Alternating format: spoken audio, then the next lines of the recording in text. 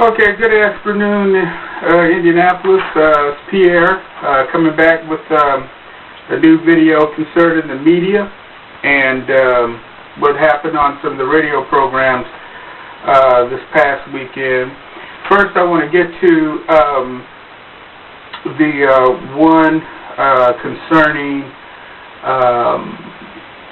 it's called Legally Speaking. It comes on AM 1310 with Yvonne Ferguson Watkins and attorneys Yvonne Ferguson Watkins and Kiki Gaither. And last week they had our county clerk Beth White on there. I think Greg Bowles was on there with her, but they had her on there. And I called in. The show starts at 11 o'clock. I called in about 11:42. It was close to the end of the show. And I asked Beth White what she was going to do about finding my court file that many of you know has been destroyed and was destroyed by Kel Bradford, who made false entries into the court record, and that court file's been missing, and the Democrats won't go after Mitch Daniels for putting him on the appellate court.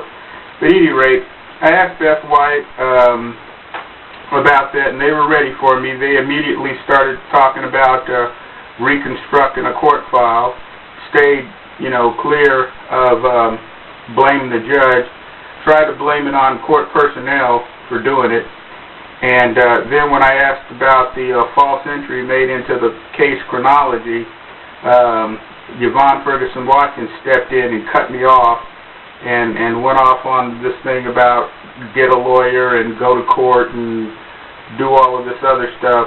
No, the fact of the matter is they need to be looking for that file. And Beth White needs to ask the state police, the FBI,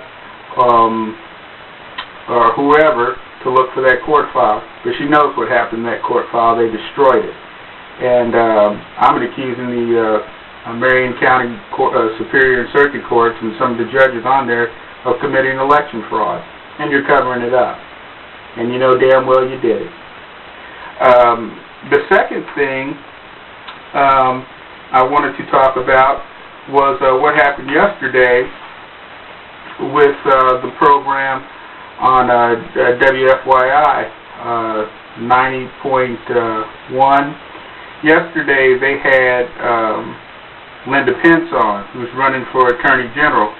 And I called into the show at about 12 o'clock. I was one of the first ones to call in, and it was at the top of the show.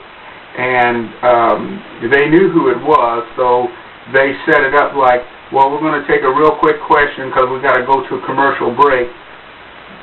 That was done deliberately so that they could cut me off. And so as I began to ask my question about, and I was questioning Linda Pence about this court file that's been missing for 3 years, and I was going to ask her if she would investigate it. Suddenly, the phone went dead. They cut me off, and they went immediately to a commercial. Then, I believe the lady was Mary Beth Holland. No, I called back immediately to ask to be put back on the program so I could ask my question. And keep in mind, friends, that this thing was being broadcast statewide on public radio stations, and they wouldn't let me back on. And then Mary Beth Holland, or Mary Ann Holland, came on and said, we're sorry, we lost our last caller, Pierre, or whatever. They knew damn well they could have put me back on the radio, but they didn't. And then I think Stan Stupstretsky had enough in him, enough journalism, enough care about the craft and the profession to try to redeem themselves, and he went on to ask Linda Pence, could she prosecute somebody of her party. Clearly, Stan knew where I was going with that question. They all knew where I was going with that question, and they cut me off, and that's censorship. And later in the program, another caller had got cut off or dropped, but they let him back on. And they censored me. that was straight up censorship. They, you know, the totalitarian regimes, the communists, the people, they would have been proud of what they did.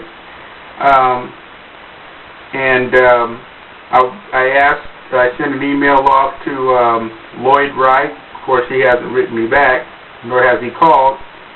And, you know, I believe that WFYI violated its own ethics policies and did the same thing that totalitarian regimes, i.e. China and Russia, are accused of doing it when it comes to concerns about their media. They did the same thing. So we sit up and criticize the governments in China and Russia and other places for stifling dissent in media, people getting on, not letting the citizens have a voice. And WFYI just did the same thing to me the other day. And this is very important because that story needs to get out. And they're suppressing it. The Democrats aren't doing their job. And if Barack Obama ends up losing this state by a few thousand votes, you can blame the Indiana Democratic Party for not doing their job, and Jill Long Thompson for not doing her job in bringing out the malfeasance of Mitch Daniels. And clearly they knew where I was going with that. Thank you, friends, and have a great weekend.